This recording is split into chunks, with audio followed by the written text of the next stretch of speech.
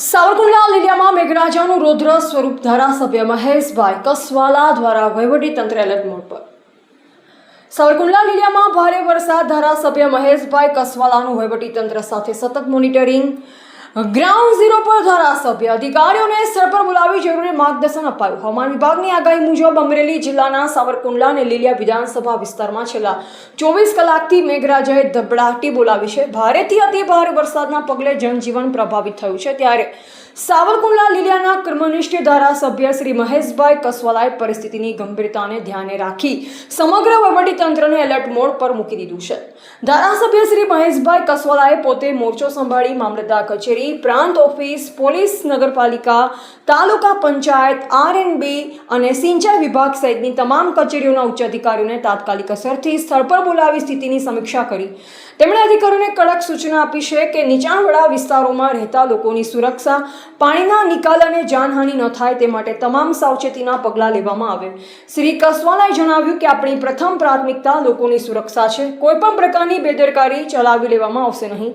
તંત્રના તમામ કર્મચારીઓ અને અધિકારીઓ 24 કલાક ખડે પગે રહી નાગરિકોને જરૂરી મદદ પૂરી પાડવાની રહેશે। ધારાસભ્યની સતત દેખરેખ અને માર્ગદર્શન હેઠળ વહીવટીતંત્ર દ્વારા ઠેર ઠેર રાહત અને બચાવ કામગીરી હાથ ધરવામાં આવી રહી છે। સાવરકુંડલા અને લીલિયાના નગરજનોને પણ સુરક્ષિત રહેવા અને તંત્રના સૂચનોનું પાલન કરવા ધારાસભ્યશ્રી અપીલ કરી છે। એવા કિશોરભાઈ કુમાર, સાવરકુંડલા। સાવરકુંડલામાં અનરાધાર વરસાદ 24 કલાકથી શરૂ છે। 24 કલાકમાં 3 વખત નાવલી નદીના તમામ પુલો છે જે ઓવરટોપિંગ થયા છે। મારી સાથે તંત્રના એન્જિનિયરો, નગરપાલિકાના ચીફ ઓફિસર, અમારા નગરપાલિકાના ચૂંટાયેલા પ્રતિનિધિઓ સાવરકુંડલાની અંદર સૌ મહેનતમાં છીએ, વ્યવસ્થામાં લાગ્યા છે। રસ્તાને બ્લોક પણ કરાવ્યો છે। જ્યાં સુધી મહુવા વિસ્તારથી આવતો નેશનલ હાઈવે છે એમાં પણ 2 જગ્યાએ જે ડાયવર્ઝન છે એમાં પાણી હોવાને કારણે એ રસ્તો પણ અત્યારે તત્કાલ માનહાનિ ન થાય, કોઈ માનવને ક્ષતિ ન પહોંચે એના માટે બંધ કરાવ્યો છે। રાજુલાથી આવતો રોડ, રાજુલામાં પણ સાવરકુંડલા કરતા અનેક ગણો વધારે વરસાદ છે, તમામ નદીઓ ભરપૂર આવેલી છે। ત્યાં પણ જે હાઈવે, સ્ટેટ હાઈવે પણ ડિસ્ટર્બ છે।